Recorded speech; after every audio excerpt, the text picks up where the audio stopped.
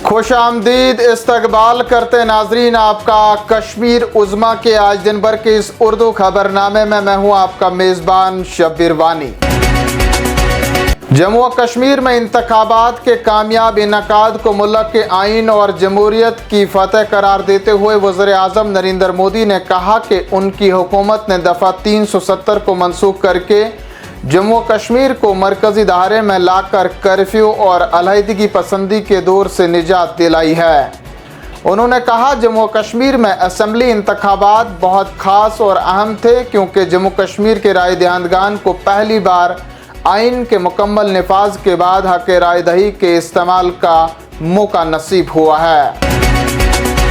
कांग्रेस के senior leader Rahul Gandhi ने Jammu Kashmir assembly इंतखाबात के नताइज के ऐलान के एक दिन बाद आज इंडिया इत्तेहाद के हक में वोट देने के लिए राय दहिंदगान का शुक्रिया अदा किया।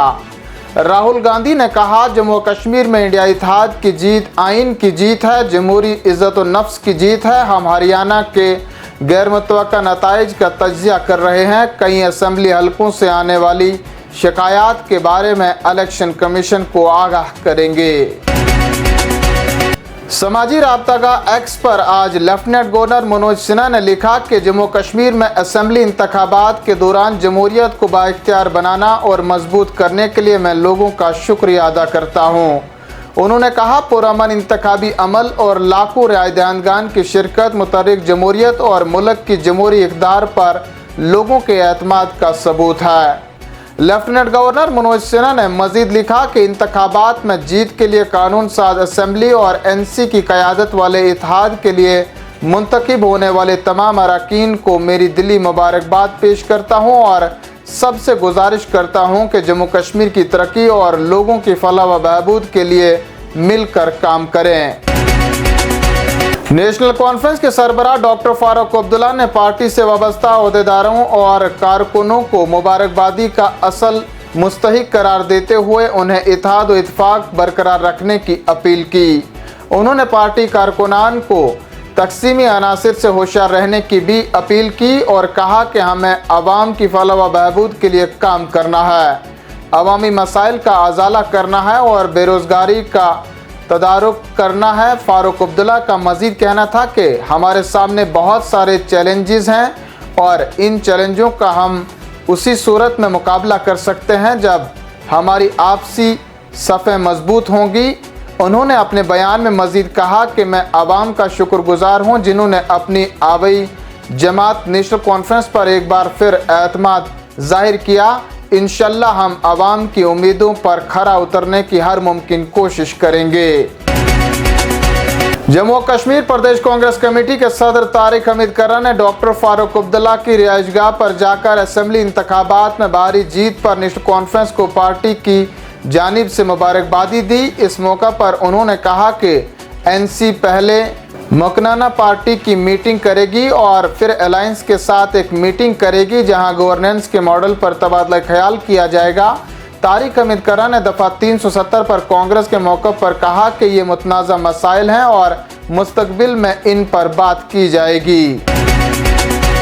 नेशनल कॉन्फ्रेंस के नायब सदर और साबिक वज़ीर आला उमर अब्दुल्ला का कहना है कि नेशनल कॉन्फ्रेंस कांग्रेस हुकूमत अपनी पहली काबीना मीटिंग में ही जम्मू कश्मीर के रियासती दर्जे की बहाली का मुतालबा करने वाली करारदाद पास करेगी और उसके बाद हुकूमत ये करारदाद वज़ीर आज़म को पेश करेगी।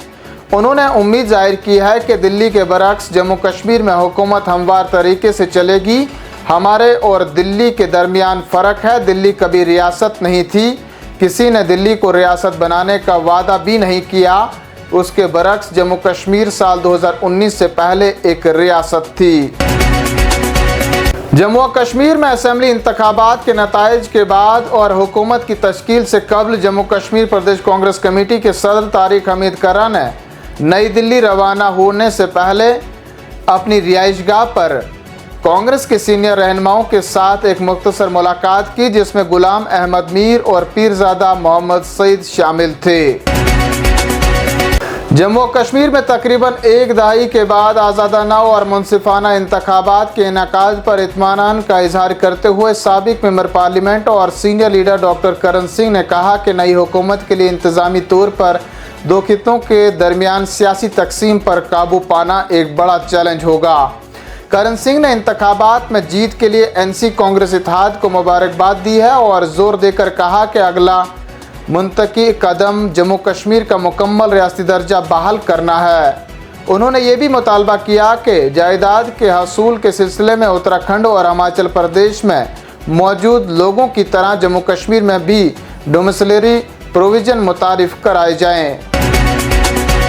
और चलते चलते नाजरीन को बताते चले, अनंतनाग के कोकरनाग जंगलात में गुज़श्ता शाम लापता होने वाले इलाकाई फ़ौज के एक सिपाही की लाश आज बरामद हुई। पुलिस के एक सीनियर ओहदेदार ने बताया कि आज सुबह पुलिस व सिक्योरिटी फोर्सेस लापता फौजी एहलकार की तलाशी शुरू कर दी और तलाशी ऑपरेशन के दौरान उसकी लाश बरामद कर ली गई है और इस हवाले से तहकीकात जारी भी कर दी गई है। इन्हीं खबरों के साथ नाजरीन आज का शुमारा इख्तिताम को पहुंचता है। अपने मेज़बान शब्बीर वानी को दीजिए इजाज़त। देखते रहें कश्मीर उज़्मा।